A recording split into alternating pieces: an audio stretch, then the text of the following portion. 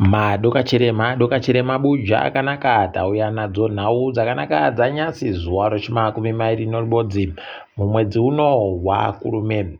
Ipapa Blessed Muhlanga anyimiwa bhero mhandiwe kudare guru munyika nyasi zvadaita kuhwadza zvavhundutsa vazhinji vangu vakaringira kuti peno achapuwa bhero kudare guruko.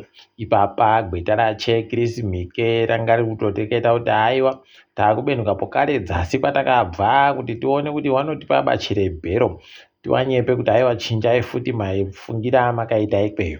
Ndipo unoona kuti kune vamwe vanenge vachida kusunga ini kuita kuti shwe chaiko zvinohwadza. Apawo iye Blessed Muhlanga agonyora tsamba yaapa gweta rache Dogu Kotat akati wakomana ndiri kushaba ndirimo mujere muno kwai aiwa kana wakuru wenyika wasingade kunyepiwa chokwadi wasingade ba kuti tiite zvinhu zvechokwadi pokare zvinhu zviri chaizvo aiwa ndichagara hangu mujere ndokumba kwangu. Zvinoita kuhwadza idi tikai tirambe takaringa kwainoperera. Ipapa pokare Nelson Chamisa Nyasi agonyora padande mutande mhandiwe kuti aiwa aba ndiribe kana kumboreketa nevanhu ndiribe vanhu vandareketa nawo suo rangu kwairibe kupfikiwa kuvanhu vari kuda kuti tirekete zvokubudirira nyika asi wari kureketa ivava kuti takaita katombo kanyai kwai pwito dzega kurekai kutitetekera mhandiwe zvokutoti heno kuti gezai vanga akanyeperei kuti ndiri kuzivana nevanhu ivavo naana Chamisa ava unobva waita kuona idina yavo kuti wendo huno panokona kunyangara. Rekai tirambe zvedu takaringa vamwe vanga vatoti ageziwa rekai tione kuti zvinenge zvichipera sei tioramba takaringa tiunyepa iyi. Wamunangari wavari kufara wakomana mubiyawo Kitsiko Vendrika aitiwa ndiye agere hundeyo IOC wendo huno tichaita kukwana nayo ZANU-PF ichita kupaumba kuti ringai waro kuzoona gore ra2033 rasvika panenge pano nyaya. Heno mhandiwe kana akazvikuona zveikweyo ticharamba zvedu takandoringa kuti zvinenge zvienda nopapi.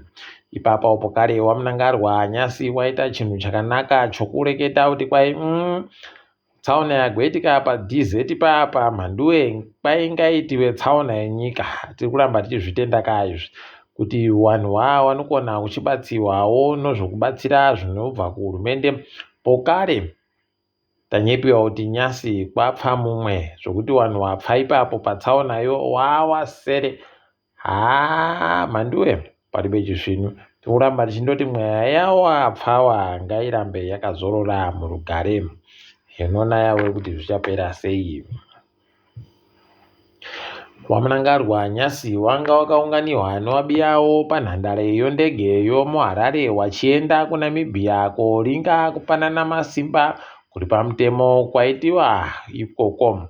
Mutungamiri wenyika yekuNamibia Mbumba anga ari kusiya basa achienda kopa mutungamiri mutsva ndaitwa tikati ewo kam ndokuita kuzvinuku kuno heno kuti wane chawafunda chere ikweyo ticharamba zvedu takazviringa kuti zvinenge zvienda nopapi. Uko wachina masa awa wakambovhura mabhini mhandiwe wagotoreketa ipapo wakati isusu ZANU-PF takatotsvaka zvinhu zvopadande mutande zvinoita kuti tigozive kuti mbani ari kuseenzesa dande mutande rakanzi ani mbani ari kuseenzesa rakanzi ani. Idina yawe unobva waita kuona kuti ndokwakangwarira kuita kungwarira paduriso uku mhandiwe zviripe basa ndizvo vanomhanyira. Dai vari kutoreketa kuti aiwa takazokona kuona kuti makambani areke kupfika aiwa kataitika ndokuita kusvino. Dai vari kureketa zvimwe kuno aiwa vari kuda izvo zvokunanga nevanhu mhandiwe zvakaita kuoma chaiko. Bato roEFF muSouth Africa kuburikidza nomutungamiri waro Julius Malema ragoreketa kuti vakomana vekuZimbabwe benukai munyika kwenyu kobisa ZANU-PF. Areketa izvozvi achimbwa nyaya gezai waari kureketa kuti aiwa kuzuva rokugumisira womwedzi uno ngatiite kuita chivhirangwe mhandiwe chokuramba kutongiwa noZANU-PF. Rekai tione kuti zvinoitika chere Nekutoti iye Geza iyo ari kundoramba achiti aiwa tikubisa Munangarwa asi tikuisa Chiwenga. Ya, rekai tione kana vanhu vanga vakaringira kuti ruponeso ruchabva kuna Geza, paribe mhanduwe inenge indori safa kondinyu. Kwai kune varume vairi wari wakoma nomunin'ina vanonzi John naMike wokwanongwe. Mhanduwe kwai vakasungiwa nemapurisa kuti ndio vari kunzi wakaenda koba kumba kwabereki waKiti Coventry. Pakaita kunyangariwa hapo, pakanyangaritsa.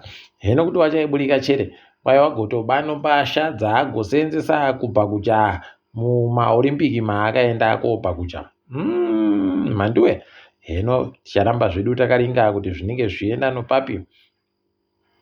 Ipapo kuno munhu apfuriwa akapfa mhanduwe kumwenezi nomapurisa ari kunzi anga ari mumotika iribe manhamba iribe ari kuziva kuti motika yemapurisa bvawada kumisa vakaramba vaibva vandovhurira pfuti mhanduwe.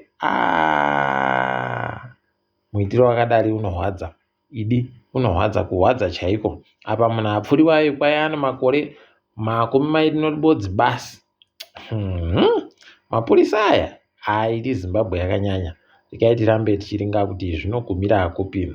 Wafundzisi pachikoro chofundo yepamusoro chokuUZ kwaiva kutoenda pakuramba mabasa aipapa muso muvhuro uno nonyaya yekuti kwai mari dzavo dzagodimuhwa nozvikamu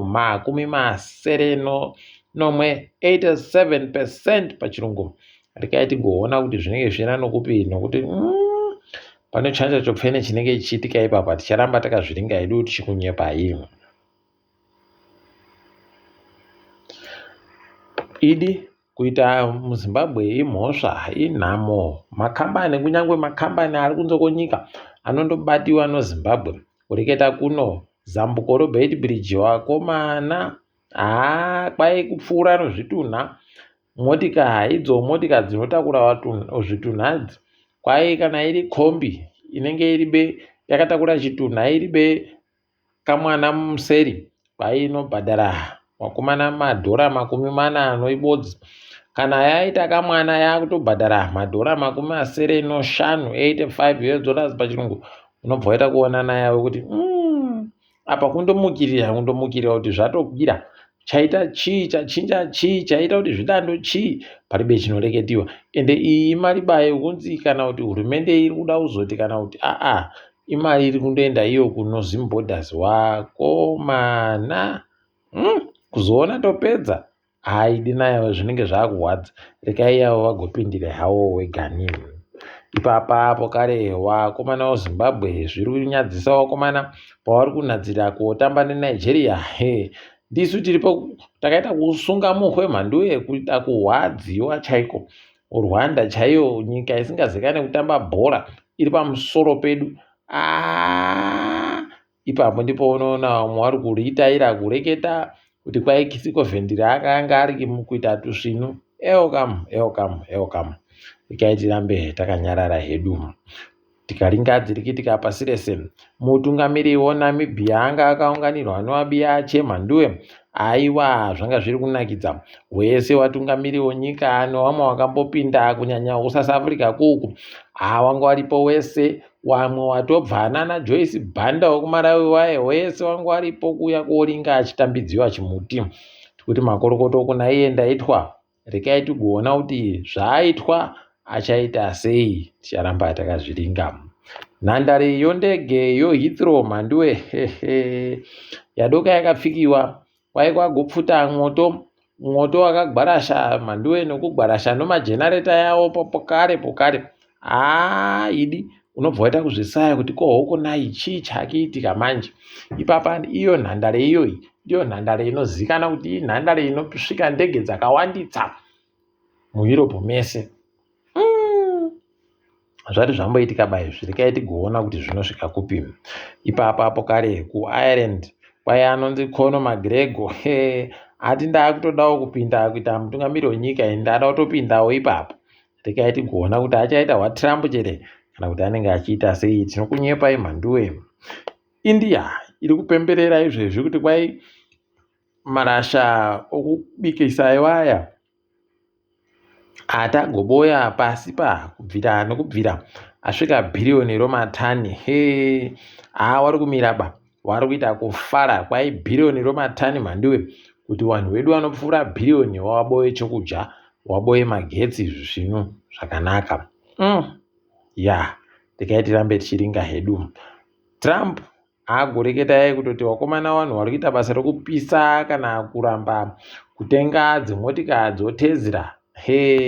Kwai muchatezeriwa mhandiwe, nokutoti muchakona kupinziwa mujere, kunyanya vanoita dzokupisa. Kwai muchakona kupinziwa mujere mhandiwe kwemakore 20. Haidi Trump ari kuita zvisimbe kujairiwa nevanhu. Regai zvedu tirambe takazviringa. Lewis Hamilton nyasi aratidza vanhu kuti inini mukandondipa mukana ndinoita tusvinu, ndinodaba kujairiwa. Regai tione kuti zvinoperera kupi mangwana paachapinda, tinenge tichikunyepa. Kwanyasi mabuja, regai tichidifamire pano. Ndini wenyu mhandiwe onhau.